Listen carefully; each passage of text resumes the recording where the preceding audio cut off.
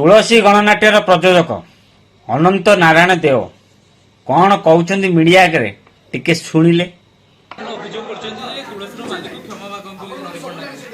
ଆପଣ ବୋଧେ ମୋ ବିଷୟରେ ଜାଣିନାହାନ୍ତି କିଛି।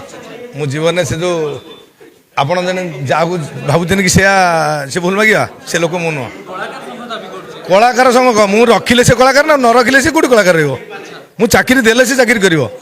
କଳାକାର ସଂଘ ଚାକିରି ଦେଲେ ଚାକିରି କରିବ। ସିଏ କିଏ ତାଙ୍କୁ କିଏ ପଚାରେ? ସଂଘ କ'ଣ ଗୋଟେ ଅଛି? ମୁଁ କିଛି ସଂଘ ଜାଣିନି। ଟ୍ରେଡ୍ ୟୁନିୟନ ବା ଇଏ ହେଲାଣି ଆପଣ ଦେଖୁଛନ୍ତି ଗଭର୍ଣ୍ଣମେଣ୍ଟ ଚାଲିଛି।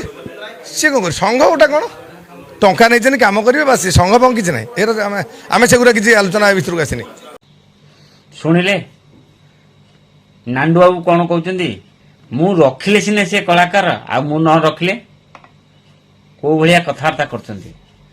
ନାଣ୍ଡୁ ବାବୁ ଯୋଉ ପଦେ କଥା କହିଛନ୍ତି ମିଡିଆ ସାମ୍ନାରେ, ଠିକ୍ କହିଛନ୍ତି କି ଭୁଲ ନିଶ୍ଚିନ୍ତ ଯେଉଁମାନେ ଭିଡ଼ିଓ ଦେଖୁଛନ୍ତି ନିହାତି ମତ ରଖିବେ। ଯଦି ଆମର ଯାତ୍ରା କଳାକାର ଭାଇ ଭଉଣୀମାନେ ଦେଖୁଛନ୍ତି ନିହାତି ଆପଣମାନେ ନିହାତି ମତ ରଖିବେ। ଜୟ ଜଗନ୍ନାଥ।